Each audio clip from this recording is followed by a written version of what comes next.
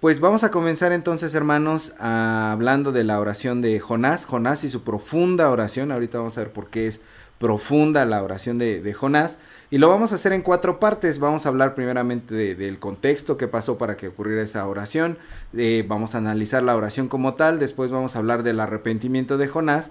Y pues vamos a acabar con una reflexión final. Son 4 partes entonces de esta reflexión. Entonces estamos en Jonás 2. Nosotros podemos ver antes de llegar a Jonás 2, como en el primer capítulo de Jonás, de nueva cuenta Dios hace un llamado hacia un profeta, y siempre como Dios hace los llamados hacia los profetas, inicia enviándolos hacia una misión. Y de esta manera podemos ver cómo esta cuestión en el profetismo, de cómo Dios inicia con su llamado, es constante. Quiere decir que Dios siempre mueve los engranes de la historia. Es decir, un día nosotros estamos sentados, trabajando, haciendo algo como los discípulos cuando Jesucristo los llamó.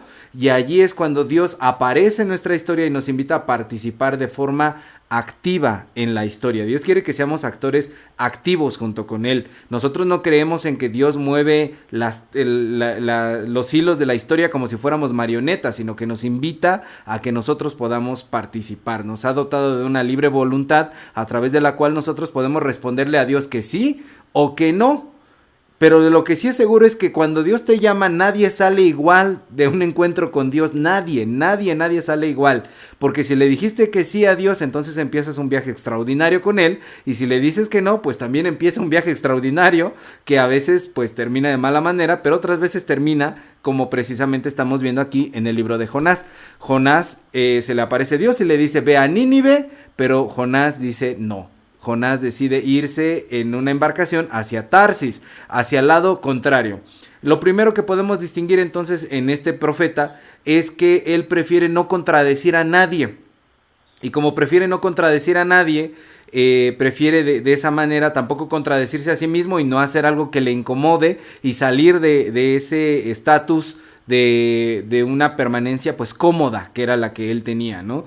Y de esa manera nosotros podemos reflexionar en cómo a veces nosotros tampoco queremos contradecir nada, no queremos conflicto dentro de nuestras vidas, queremos que todo marche bien, nos venden el ideal del bienestar, que todo debe estar bonito, tranquilo. Eso es a lo que el ser humano aspira. Sin embargo, cuando Dios aparece en nuestra historia, nos invita a ir hacia la aventura, nos invita a ir hacia cosas nuevas, nos invita a descubrir cosas que nosotros no hemos explorado. Dios no es solamente el Dios de la tranquilidad, Dios es el Dios que motiva y que mueve y que revoluciona la historia.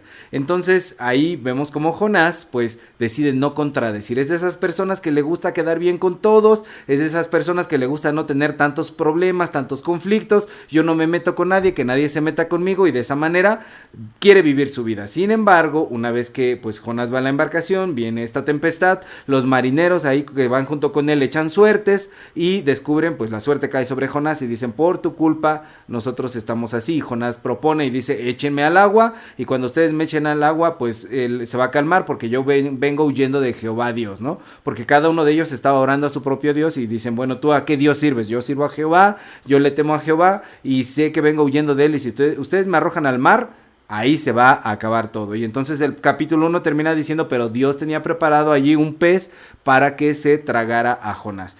Entonces, esta historia en la cual nosotros a veces huimos de Dios, le decimos que no a Dios, en lugar de decirle un sí, no quiere decir que Dios en ese momento ya acabó con nosotros. No quiere decir que en el momento en el que nosotros le decimos que no a Dios, Dios nos desecha y dice, bueno, no quieres, pues ya, ¿no? Porque a veces nosotros nos comportamos así con las demás personas. Bueno, pues si no quieres, yo no te voy a obligar, y ahí tú sabes, ¿no? Dedícate a lo que tú quieras, yo no voy a estar perdiendo tu tiempo, mi tiempo contigo. Y sin embargo, Dios no es así. Dios insiste en poder utilizar a Jonás. Y aun cuando Jonás es arrojado al mar y efectivamente se detiene la tempestad, irónicamente, al ser un mal ejemplo, al ser una persona que huye, al ser una persona que está en contra de la voluntad de Dios, cuando él es arrojado al mar y los marineros ven que el mar se detiene la tempestad, ellos empiezan a alabar a Dios y empiezan a hacer pactos y promesas con Dios. Entonces muchos de nosotros servimos de mal ejemplo, Y a causa de los males que nos suceden en nuestra vida o que nosotros hacemos dentro de nuestra vida, podemos llegar a motivar a otros a acercarse a Dios. No es lo recomendable, ¿verdad? No es lo que Dios quiere que nosotros hagamos, como que seamos mal ejemplo. Pero así le pasa a Jonás. Porque una vez que Dios ha decidido hacer algo con nosotros, insiste en ese propósito, y Él también, una vez que nos ha arropado y nos ha amado, quiere utilizarnos para que Él puede transformar todas las cosas para bien, ¿no? Entonces Dios decide preservar la vida de este profeta por medio de ese pez que tiene preparado, no acaba con él, y podemos empezar a distinguir a un hombre que es creyente, porque realmente a través de lo que vamos a ver en la historia de todo el libro de Jonás, vemos que realmente es una persona creyente, pero que es rebelde. Es muy rebelde a lo que Dios quiere hacer en él. Y se complica además las cosas. Va echando a perder ciertas cosas que hacen más difícil la situación. Dios de todas maneras puede rescatar, puede hacer su plan de salvación, pero él mismo va complicando la situación. Yo me identifico mucho con Jonás porque creo que también muchas veces he sido como el profeta rebelde, el creyente rebelde, el que le complica las cosas a Dios, pero Dios siempre vence. Dios siempre puede más que nosotros mismos, ¿no? Y cuando va a empezar entre el último versículo del capítulo 1 y el último versículo del capítulo 2, nos engloban de qué se trata la oración de Jonás. En 23 palabras en el idioma hebreo, en el idioma original, se nos relata cuál es el proceso de salvación que Dios va a hacer con Jonás. ¿Y cuál es ese? Dios ordena a un pez que se traga a Jonás, Dios ordena a un pez que vomite a Jonás. Todo lo que pasa en medio, en lo que el pez se traga a Jonás y en lo que el pez vomita a Jonás, no es narrar las aventuras de Jonás. No se trata este libro de las aventuras de Jonás, sino que se trata de ver cómo Dios hace su propósito salvífico y cómo Dios nos mueve hacia donde su voluntad quiere llevarnos. Nuestras propias vidas, desde que nacemos hasta que morimos, se tratan de eso, de lo que Dios hace dentro de nosotros. Muchas veces creemos de manera ególatra que nuestras vidas se tratan solamente de nosotros, y cuando no alcanzamos a percibir una dimensión mucho más grande, mucho más trascendental de para lo cual estamos aquí, nos centramos a vivir para nuestros propios apetitos, para nuestros propios sueños, para las propias cosas que nosotros queremos hacer, y no entendemos que nuestra vida está enmarcada por la gran voluntad de Dios.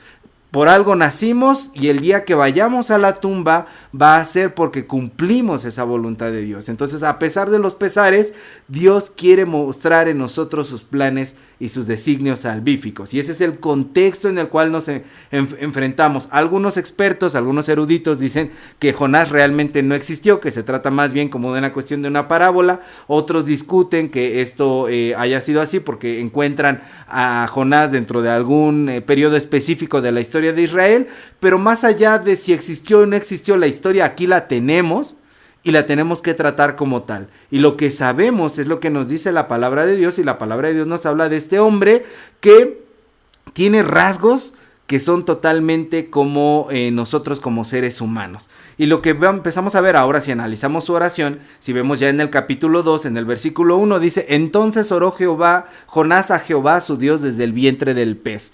Y aquí la primera pregunta es: ¿cuándo oró Jonás? Porque dice una palabra ahí al principio, entonces, desde el vientre del pez. ¿Cuándo oró Jonás? Al final de los 3 días, durante 2 días estuvo orando y al tercer día se manifestó, oró nada más por ratitos, oró inmediatamente. Bueno, algunos autores dicen, conociendo la naturaleza de la humanidad, podemos entender que Jonás oró de inmediato, en el momento en el que sintió la desesperación en la cual estaba siendo tragado, en ese momento de crisis, en ese momento de susto, en ese momento en el que veía cómo la vida se le escapaba. Ahí Jonás comenzó a orar, como una persona cuando va en un avión y de repente empieza la turbulencia y empieza a orar, ¿no? Como en la Ciudad de México, cuando alguien está en un edificio y empieza a temblar, a sonar la alarma sísmica, y si no alcanzó a salir, y aunque alcanzara a salir, empezamos a orar en esos momentos en los que la emergencia nos dice: te vas a morir. Entonces, en esos momentos no hacemos como una oración muy preparada, no hacemos como una oración muy elocuente, no hacemos como una oración demasiado estructurada, podemos entender que la oración que vamos a leer a continuación, pues ya es posterior a esa experiencia, ¿verdad? En el momento lo que debió haber sentido Jonás era como la crisis lo estaba llevando a la muerte y decide ir directamente al grano, ¿no? Entonces, esta oración que tenemos aquí es una versión estética, más bonita, decorada, añadida, ¿no? Para después saber cómo fue lo que trataba de expresar Jonás en el momento en el que estaba siendo tragado ahí por el pez, ¿no? Nos hace pensar a nosotros cuándo es que nosotros oramos al Señor. A veces buscamos a Dios en oración solamente en los momentos de desesperación, en los que sentimos que el pez nos está tragando, en el que sentimos que el pez nos está devorando, que estamos siendo succionados, que estamos siendo llevados hacia un momento del cual quizá no podemos regresar. Ahí es cuando normalmente, aunque seamos cristianos, buscamos más a Dios en el momento de la desesperación, porque cuando hay momentos de bonanza, que son bonitos, que todo nos está yendo bien, raras veces nos acordamos de ser agradecidos y de buscar a Dios, ¿no? Entonces, aquí la palabra con la que inicia este versículo, entonces oró Jonás a Jehová su Dios desde el vientre del pez, no quiere decir que pasó un rato y después Jonás oró. Este primer versículo es como una introducción a la historia. Hay una costumbre dentro de las escrituras hebreas que es el narrar de una forma resumida la historia. Y después de que se narra en pocas palabras la historia, viene la historia ampliada. Eso, por ejemplo, lo podemos ver en el Génesis. En el Génesis, entre Génesis 1 y Génesis 2, parece que hay dos relatos de narración, pero Génesis 1 es más bien como el resumen de cómo fue hecha toda la creación, y en Génesis 2 ya podemos ver como más específico cómo fue creado el hombre y la mujer, ¿no? De nueva cuenta aquí nos encontramos con esa costumbre de los escritores de la Biblia, que este primer versículo es el resumen de lo que se trata esta historia, y a partir del número 2 ya nos desglosan, nos explican de una manera más amplificada qué fue lo que pasó dentro de pues ahí del gran pez y la oración de Jonás. Y en el versículo 2 entonces tenemos que dice: y dijo, invoqué en mi angustia a Jehová, y él me oyó. Desde el seno del Seol clamé, y mi voz oíste. Podemos ver cómo Jonás desde el primer momento nos deja una constancia de que en el momento en el que él estaba orando, sintió que Dios escuchó su oración, que Dios estaba oyéndolo. Él tenía la plena certeza y la plena convicción de que Dios lo estaba oyendo. A veces llegamos a detenernos a orar porque no sabemos si Dios nos va a oír al respecto de la cosa que le queremos hablar. O hay personas con las que me he topado y me he encontrado y me dicen: quizás Dios está enojado conmigo, no me quiere escuchar. Yo no sé si lo que yo estoy orando a Dios, realmente Dios me está escuchando, porque llevo mucho tiempo pidiéndoselo y no veo respuesta. Y yo no sé si Dios verdaderamente así me está escuchando. O gente que dice: yo no sé orar. Incluso cristianos que llevan mucho tiempo en la iglesia y que dicen: yo no sé orar, y que cuando se les deja una oración en público dicen: yo no sé. Y aquí la primera enseñanza que vemos es que dice Jonás: él me oyó. No tengas miedo de orar, Dios siempre te va a escuchar. No importa que no tengas lo que tú creas como una fórmula para orar, que no tengas la forma correcta, que no estés en armonía o en santidad para con Dios, que no tengas las palabras o no seas muy elocuente. No importa, Dios siempre nos escucha. Y a partir de este momento vamos a ver que la oración de Jonás está compuesta de varias citas de los salmos. Por ejemplo, hay frases que refieren al Salmo 18:6: en mi angustia invoqué a Jehová y clamé a mi Dios, y él oyó mi voz desde su templo. Otra frase es: un abismo llama a otro a la voz de tus cascadas, todas tus ondas y tus olas han pasado sobre mí. Salmo 42:7. Otra frase es: decía yo en mi premura, cortado soy delante de tus ojos, pero tú oíste la voz de mis ruegos cuando a ti clamaba. Salmo 31:22. ¿Qué es lo que está haciendo Jonás con esta oración? Es un ensamble de otras oraciones de los salmos, lo cual quiere decir que el profeta conocía los salmos, lo cual quiere decir que el profeta estudiaba las escrituras, lo cual quiere decir que el profeta verdaderamente no le mintió a los hombres cuando estaba en la embarcación y le dice: yo temo a Jehová. Era un hombre que temía a Jehová. El hecho de que temamos a Dios, el hecho de que amemos a Dios, de que sigamos a Dios, no quiere decir que somos perfectos. El miedo, la rebeldía en algún momento nos puede invadir y nos puede arrastrar a hacer locuras, a hacer cosas, pero Dios siempre nos toma en sus manos para recordarnos quiénes somos, ¿no? Y aquí también vemos que Jonás ha alimentado su alma, su espíritu de la palabra de Dios, y en el momento en el que está en esta angustia, en lugar de decir maldiciones, en lugar de decir groserías, en lugar de desesperarse, hacer gritos, lo que comienza a decir es la palabra del Señor. Esto es muy importante porque generalmente yo cuando me enojo, yo no recuerdo la palabra del Señor, Y yo cuando estoy en un problema de susto, yo cuando estoy en una situación de emergencia, no recuerdo la palabra del Señor. Lo que me ponga a decir son un montón de barbaridades, yo no sé ustedes, ¿no? Pero a mí me sucede. Y aquí lo que veo con esta oración de Jonás es la importancia de nutrirse, de alimentarse de la palabra de Dios para poder sobrevivir a los tiempos de emergencia. Jonás tiene en sus labios lo que ha comido durante mucho tiempo. Denota conocimiento, denota que se ha dedicado a conocer la palabra del Señor. Y es importante, nos recuerda que es importante alimentarse de la palabra del Señor para que en los tiempos difíciles podamos agarrarnos de ella. Que cuando nos está tragando el pez podamos recordar. Ese pez se puede llamar ira, ese pez se puede llamar depresión, ese pez se puede llamar decepción, ese pez se puede llamar traición, ese pez se puede llamar angustia, ese pez se puede llamar miedo. Te puede estar tragando, pero tú necesitas nutrirte de la palabra de Dios para que cuando eso te esté jalando, precisamente tú puedas sostenerte con esa palabra. Y dice Jonás aquí que él clamó desde el Seol. El Seol es el lugar que en el antiguo Israel se determinaba como el lugar de los muertos. Y una traducción aparte de Seol es el lugar del cual, no solamente el lugar en el que están los muertos, sino el lugar del cual no hay retorno. Es un lugar de muerte, no puedes regresar del Seol. Entonces Jonás está sintiendo que ese pez que está allí va a ser su tumba. Jonás está consciente de que se iba a morir. Entonces, algunos expertos de hecho tienen un debate entre que si Jonás realmente se murió o no se murió, si él, de acuerdo a lo que podemos entender en su oración, murió y Dios lo resucitó o simplemente sí sobrevivió, ¿no? Hay un debate entre los estudiosos de la Biblia al respecto de eso, pero podemos entender que Jonás se ve encarado ante la muerte.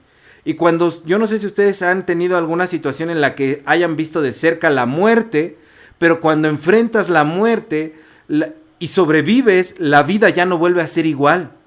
La vida ya no es la misma. Tienes una conciencia que no tenías antes de que sucediera esa cuestión. Tienes una conciencia que te permite valorar las cosas de otro modo, que te permite entender que eres un sobreviviente. Bueno, algunas personas, porque otros somos demasiado tercos, demasiado necios al respecto y ni aún así entendemos. Pero podemos ver que Jonás entiende que está ante una situación de la cual ya no hay vuelta atrás y las cosas no van a volver a ser iguales jamás. Está enfrentando la muerte de cerca. Hermanos, yo no sé realmente, yo les comparto, yo en mi experiencia, cuando me dio la enfermedad y de epilepsia, me dieron los primeros ataques. Cada vez que me viene un ataque a mí, yo siento que me voy a morir. Y el estar expuesto a esa situación de sentir que voy a morir, me hace entender la vida de otra forma. De hecho, cuando a mí se me detectó era una cuestión de estrés.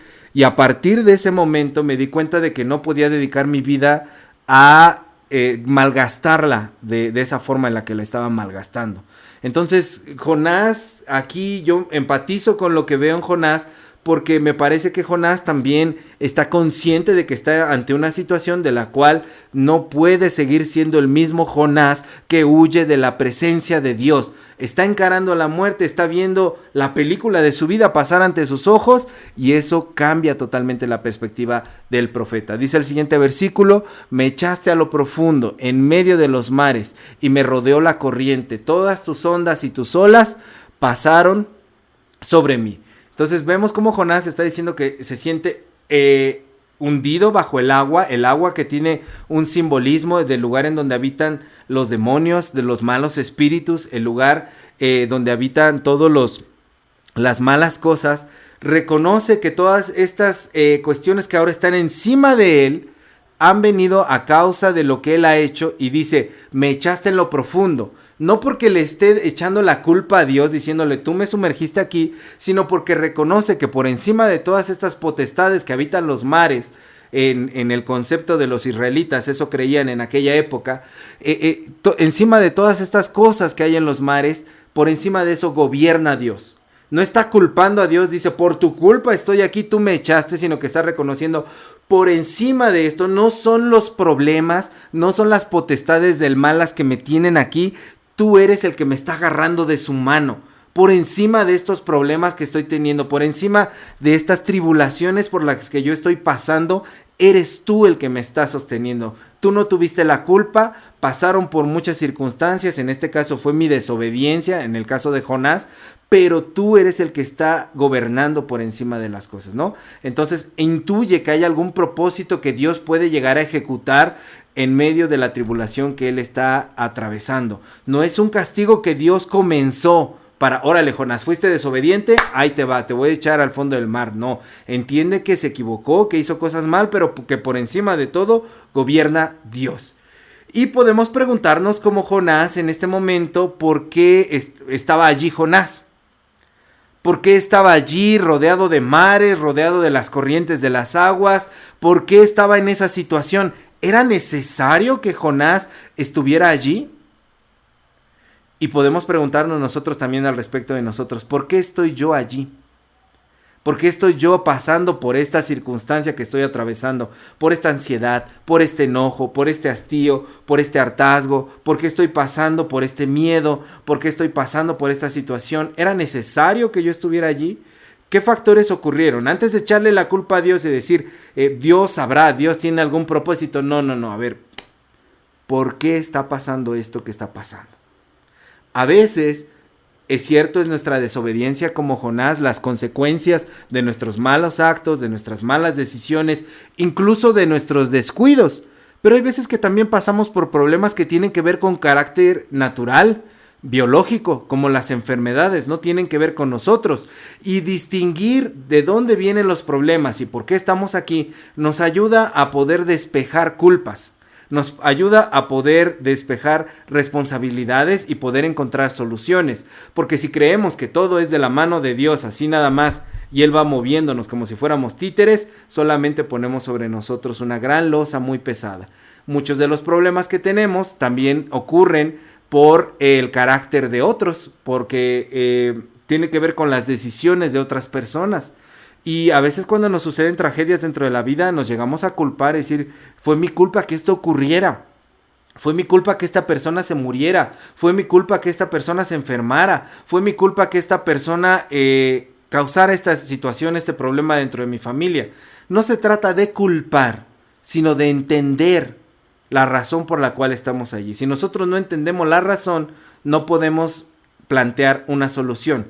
Si nos la pasamos echando culpas, las culpas lo único que hacen es un peso sobre nosotros, una losa que nos impide poder ver cómo resolver las cosas que estamos enfrentando. Y aquí Jonás está reconociendo, por encima de todas estas cosas está Dios. Sé que yo hice mal y si estoy en el mar es porque yo hice mal, pero Dios está por encima de todo. Siguiente versículo, entonces dije, desechado soy delante de tus ojos, mas aún veré tu santo templo.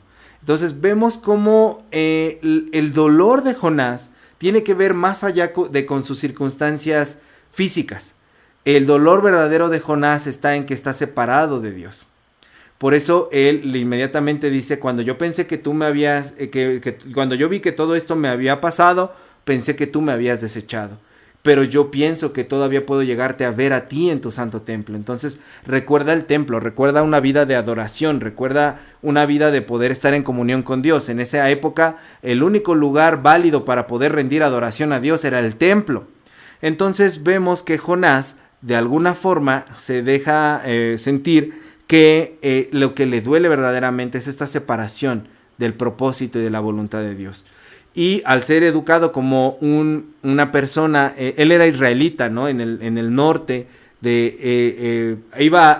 podemos intuir que iba al sur a adorar en Jerusalén, en el templo salomónico que representaba esa adoración. Vemos cómo tiene este anhelo de ver a Dios. Y que ya sea en esta vida o en la otra vida, dice, yo veré tu santo templo. Es como dice el Salmo 23, y en la casa de Jehová moraré por largos días. Jonás se da cuenta que lo ha traído hasta este momento y hasta estar tan hundido es cómo se separó de Dios. Y cuando nosotros pensamos en nuestros propios problemas, una vez que identificamos las raíces, podemos darnos cuenta que en algún momento de los procesos de nuestra vida también nos alejamos de Dios y que eso hace aún más grave el problema. Y que cuando tenemos problemas muchas veces no tampoco queremos estar con Dios, reconciliarnos con Dios, acercarnos a Dios hasta que no hayamos solucionado los problemas que tenemos, y eso hace aún más grandes los problemas en lugar de solucionarlos, porque la solución está en Dios. Entonces, cuando tengas un problema, date cuenta que el primer paso que tienes que dar está en reconstruir, en volver a tejer tu relación con Dios. Algo se rompió allí. A lo mejor tú no lo ves relacionado así directamente, o necesitas reforzar tu relación con Dios. Necesitas hacerla más fuerte en ese momento. A lo mejor tú piensas, no, este problema con mis hijos, ¿qué tiene que ver con mi relación con Dios? Si no se rompió tu relación con Dios, refuérzala. Si no se rompió tu relación con Dios, es el momento de hacerla más fuerte en cuanto tienes un problema. El siguiente versículo dice, las aguas me rodearon hasta el alma, rodeóme el abismo, el alga se enredó en mi cabeza. Y podemos ver aquí la descripción de Jonás, cómo está diciendo las cuestiones de la fauna, de la flora marina, cómo se envuelven en él. Y algunas algas, ¿no? Que son gigantescas, que miden de 8 a 10 metros, se les han enredado y le tapan, le cubren la cabeza. Es decir, no está viviendo un tiempo cómodo, ¿no? Realmente está viendo que al momento que dice que su cabeza está rodeada, sus sentidos de la vista, del olfato, del gusto, del habla, del oído, se ven imposibilitados. Es decir, el daño que está viviendo ha llegado hasta su cuerpo. ¿Qué tanto te ha dañado a ti en tu cuerpo el problema que estás viviendo? Muchas veces no somos conscientes de qué tanto dañamos nuestro propio cuerpo por prolongar problemas, por no resolver situaciones conflictivas dentro de nuestra propia vida. El no poder dormir bien, el tener problemas gastrointestinales, el tener problemas de estrés, de nervios, neurológicos, tics, dolores de espalda, todo eso muchas veces tiene su origen o es agravado por situaciones sentimentales. Entonces, lo que estás viviendo en tu cuerpo muy probablemente tenga que ver también con tus sentimientos. ¿Qué tanto más quieres dañar tu cuerpo sin resolver lo que estás viviendo? Y dice también que su alma está rodeada, ¿no? Entonces, sus capacidades afectivas de Jonás también están siendo afectadas. ¿Qué tanto vas a dañar más tu interior por el problema que vives? No solamente tu cuerpo, sino también tu interior. Y la pregunta es, ¿te gusta vivir así? Rodeado, sin poder distinguir, sin poder sentir, afectando tu físico. ¿Te gusta de esa manera vivir a través de los problemas que tienes inconclusos o sin resolver? Yo creo que a ninguno de nosotros nos gusta eso, y la oración de Jonás nos plantea frente a los dolores físicos y psicológicos. Los expertos le dicen son psicosomáticos, de la mente y del cuerpo. Soma es cuerpo, de la mente y del cuerpo. Psicosomáticos, lo que empieza aquí se ve reflejado en todo tu cuerpo. En tu manera de comer, en tu manera de dormir, en tu manera de respirar, en tu manera de estar. ¿Quieres salud integral? ¿Quieres salud completa? No basta con que vayas al doctor, no basta con que tomes cualquier medicina alternativa. Necesitas una relación con Dios viva y eficaz que te permita sanar. Dice el siguiente versículo: descendí a los cimientos de los montes, la tierra echó sus cerrojos sobre mí para siempre, mas tú sacaste mi vida de la sepultura, oh Jehová Dios mío. Los cerrojos, algunos creen que esta es una referencia hacia la muerte, que efectivamente, como les decía, allí Jonás está diciendo que sí murió y fue resucitado, sobre todo porque algunas versiones de la Biblia lo traducen como, en vez de tú sacaste mi vida de la sepultura, dice tú sacaste mi vida de la corrupción. Y en Hechos 2:27 y en el Salmo 16:10 se nos habla de una frase que dice: no permitirás que tu santo vea corrupción. La palabra corrupción era un sinónimo de muerte, y cuando este salmo y el versículo de Hechos 2:27 nos hablan de cómo Jesucristo no vio corrupción, no quedó dentro de la muerte, ¿no? Entonces, nosotros podemos ver que aquí Jonás entiende que lo que le está pasando es tan grave que se asemeja a la muerte, ¿no? Que el problema que está viviendo es tan grave que se asemeja a la muerte. Y probablemente, como dicen algunos, pudo que sí murió, pero sea que haya muerto o que no haya muerto, podemos vernos identificados con él a través de los problemas que vivimos y pensamos que nos vamos a morir, que después de eso ya no hay más. Yo no puedo, si tú te vas yo me muero, ¿no? Dicen los enamorados. Si tú no estás conmigo yo me voy a morir. Pero realmente cuando dimensionamos los problemas como son, vemos que Dios nos puede sacar de ellos. Puede sacarnos del problema más grave que estemos enfrentando, y aún de la muerte Dios ha dado su victoria por encima de la muerte, la resurrección, la esperanza y la certeza de la resurrección en Cristo Jesús, ¿no? Entonces, antes de que podamos ver cómo es que ve el desenlace de esta historia, Jonás dice: mas tú sacaste mi vida de la sepultura. Es decir, Jonás con anticipación ya empieza a ver que aunque él pensó que esa situación era la muerte para él comienza a alabar a Dios y a declarar que Dios tiene el poder para salvarlo. Entonces, es una recomendación para ti, hermano, hermana. Si estás pensando que lo que estás viviendo ya es la muerte, comienza a alabar a Dios, porque en la certeza de que tú dediques tu vida a alabar, Dios también va a ayudarte a salir de ahí donde tú estás, ¿no? Y siguiente versículo dice: cuando mi alma desfallecía en mí, me acordé de Jehová, y mi oración llegó hasta ti en tu santo templo. Entonces, verdaderamente aquí vemos cómo es que Jonás tenía la convicción de que su oración estaba llegando hasta Dios, ¿no? Mi oración llegó hasta ti en tu santo templo. Entonces, Jonás es un hombre ahí de convicción. Me recuerda a lo que dice Romanos 8, 26 y 27, que dice: y de igual manera el Espíritu nos ayuda en nuestra debilidad, pues qué hemos de pedir como conviene, no lo sabemos, pero el Espíritu mismo intercede por nosotros con gemidos indecibles. Mas el que escudriña los corazones sabe cuál es la intención del Espíritu, porque conforme a la voluntad de Dios intercede por los santos. Ninguno de nosotros hace una oración perfecta. Incluso ninguna de las oraciones que hemos visto es una oración perfecta. La serie se llama Oraciones Notables, no Oraciones Perfectas. Y aquí podemos ver la certeza de un hombre que sabe que su oración va a llegar delante de Dios, hasta su trono de gracia.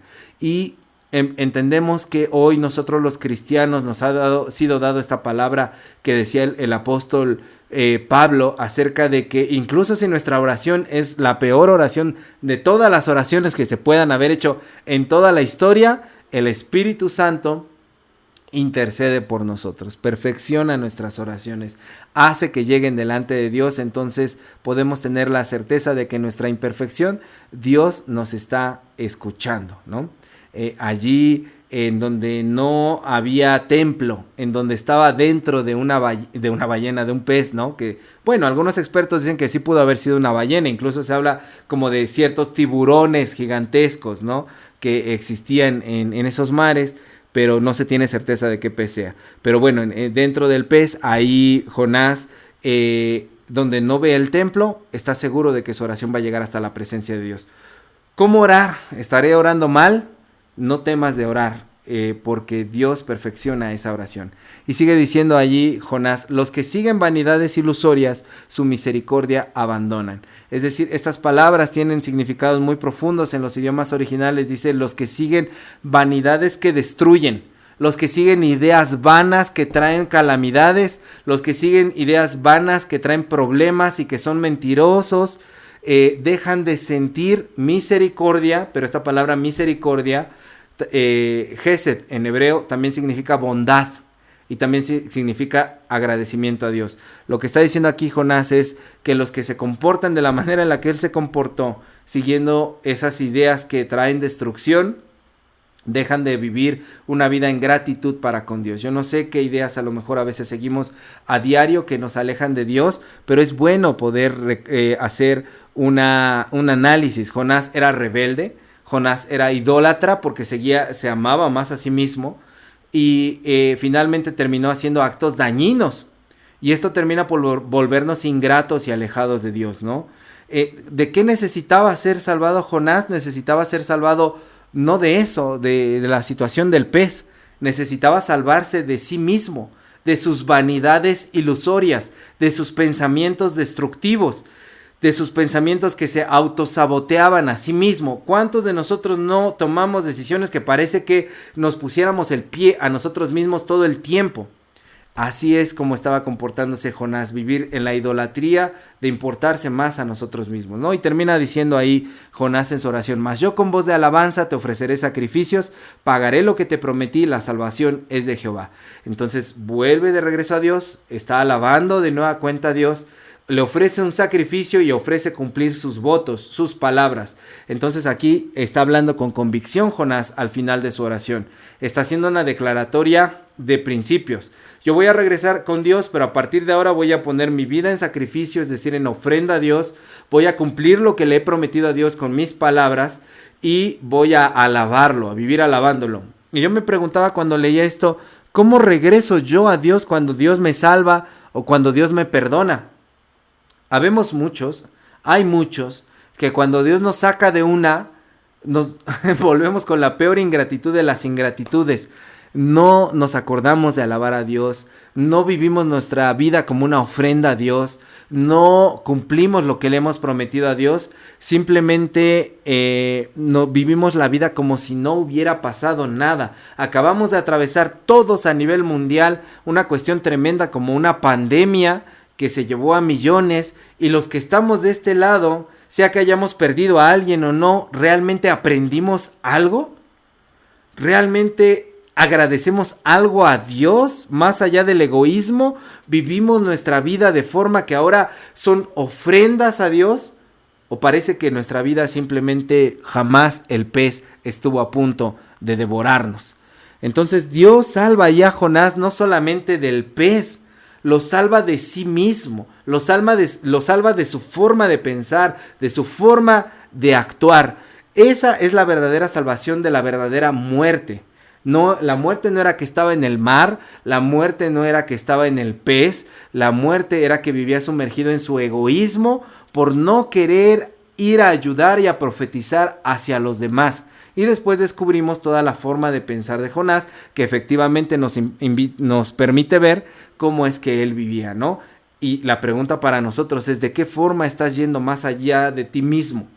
¿De qué forma estás yendo más allá de tu egoísmo, de servirle a los demás, de entregarte a los demás, de hablarles con amor a los demás, de compartirles del amor de Dios a los demás? ¿Estás yendo más allá de ti? Bueno, lo que aquí vemos de Jonás es: si Dios ya te salvó de una, y a todos Dios nos ha salvado de innumerables veces, entonces cambia tu manera de vivir. La salvación viene de Jehová. Dios ya te salvó de ti mismo, ahora ve a hacer lo que debes. ¿Cuándo se arrepintió Jonás? Estamos por concluir. ¿Cuándo se arrepintió Jonás? Bueno, podemos ver un proceso realmente de arrepentimiento. No es un momento. Jonás no se arrepintió cuando fue succionado ahí por el pez. En Jonás 1:9 podemos ver que Jonás dice que él temía a Jehová, y realmente lo que hemos comprobado es que Jonás estaba diciendo la verdad. En Jonás 1:12 podemos ver que Jonás dice: échenme a mí al mar, el problema soy yo. Es un acto, una demostración, no solamente se quedó en palabras, de una demostración. Entiendo que soy yo el problema, tengo que hacer algo para solucionar el problema, se me ocurre hacer esto. En nuestros procesos de arrepentimiento muchas veces ocurre de esa forma, ¿no? El primer impulso que tenemos por reparar la situación va en congruencia de nuestras palabras. Si decimos algo y después no lo hacemos, no hay congruencia en esas cosas. Pero aquí en Jonás vemos una congruencia. Dice temer a Jehová y entiende que debe de hacer algo para poder solucionar el problema que él mismo ha desatado. Y en los versículos, capítulo 2, versículo 2, versículo 4 y versículo 7, podemos ver cómo es que Jonás ahí está clamando hacia Dios, ¿verdad? Está elevando su oración hacia Dios. Podemos entender que no solamente se trata de hacer algo, sino de orar, de llegar al momento de poder orar con Dios. Y en el versículo 9 del capítulo 2, ya vimos, Jonás renueva sus votos para con Dios. Entonces, para responder a la pregunta, ¿cuándo se arrepintió Jonás? Podemos ver que este arrepentimiento no es un evento único. A veces por las campañas evangelísticas o la manera moderna de predicar, se nos enseña que el arrepentimiento es un momento único. cuando te arrepentiste para aceptar a Jesús en tu corazón. Pero el arrepentimiento en realidad es un proceso continuo que debe de llevarse día con día hasta que ese arrepentimiento se vuelva más maduro. No se trata de un evento, se trata de un proceso. Nosotros como cristianos vivimos un proceso de arrepentimiento. La palabra arrepentimiento significa transformación de mente, de corazón y de actos. Es una transformación radical de tu forma de pensar, de tu forma de sentir y de tu forma de actuar. Y eso no puede darse de la noche a la mañana. Si bien vemos aquí un primer impulso de Jonás de querer solucionar las cosas, vemos cómo ese arrepentimiento va dándose poco a poco, al grado de que si ustedes terminan de leer el libro, que es un libro muy chiquito, es un libro muy interesante, es un libro muy entretenido, y les recomiendo que lo puedan terminar de leer, vemos el proceso de transformación de Jonás, que cuando llegamos al último versículo de Jonás no nos encontramos con el mismo Jonás que inició la historia. Entonces el arrepentimiento en nuestras vidas es un proceso de transformación, pero como proceso nunca se debe detener. ¿Sientes que eres imperfecto? Estás en lo correcto, eres imperfecto, pero estás en un proceso de constante transformación y renovación. De eso no te puedes detener. Y finalmente vemos que se dice, y mandó Jehová al pez y vomitó a Jonás en tierra. Como les decía, la última frase del último versículo del primer capítulo y esta última frase del capítulo 2 nos engloban lo que Dios estuvo haciendo en la vida de Jonás. Jehová preparó el pez para que se tragara a Jonás, Jehová mandó al pez para que vomitara a Jonás. Dios tenía preparado un pez para tragarlo, Dios ordena al pez que lo vomite. Aún en tu rebeldía, nuestra historia está enmarcada en el principio y el final de lo que Dios quiere hacer con nosotros, la obra que Dios quiere hacer con nosotros. Así que tú decides de qué forma quieres que eso pase. El principio y el final, el alfa y la omega, el principio y el fin, dice Jesucristo. Dios es el principio y el fin de nuestra historia. Tú decides lo que pasa en medio. La historia de Jonás pudo ser diferente. La historia de Jonás pudo ser distinta y decirle desde un principio a Dios, sí, va a Nínive y estaríamos leyendo otro libro. Sin embargo, aquí vemos a un Jonás que se parece mucho a nosotros, a mí, por decirlo, ¿no? Y tenemos la opción de obedecer o de ser rebeldes y de alguna manera ser llevados a la fuerza. De Dios salimos y a Dios volvemos, pero lo que pasa en medio Dios lo ha puesto para que nosotros podamos decidir. Sí, nosotros conducimos, pero es Dios quien nos guía, ¿no?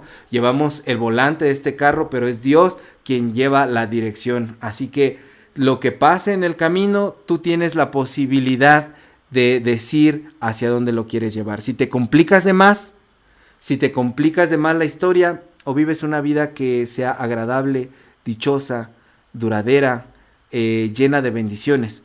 Y quizá Jonás se complicó de más las cosas, ¿no? Quizá no era necesario que el pez lo vomitara. Es más, quizá ni siquiera era necesario que pasara 3 noches allá dentro del pez. O no era necesario que el pez se lo tragara. O no era necesario que lo hubieran arrojado al mar. O no era necesario que fuera señalado por todos dentro de la embarcación. Es más, ni siquiera era necesario que se subiera al barco. Es un momento de darle un retroceder a la cinta, al cassette de nuestras vidas, para poder decir qué estoy haciendo con mi vida. Quizá muchas de estas cosas que he hecho hasta el día de hoy no eran necesarias y me estoy complicando de más, pero aún hay tiempo de arrepentirse, aún hay tiempo de transformar, aún hay tiempo de retroceder. Muchos dicen que no podemos retroceder en el tiempo, pero los que vivimos en la voluntad de Dios tenemos la posibilidad de transformar lo que hacemos con nuestro tiempo. Así que si tú estás en las profundidades, hermana, hermano, si estás siendo devorado por el pez, atrévete a hacer una oración profunda como Jonás. Desde las profundidades a ti clamo. Atrévete a hacer una oración profunda que termine la transformación de tu vida. No ores por orar, no ores por decir, por hablar. Ora para transformar profundamente lo que eres. Que Dios les bendiga, hermanos. Continuamos.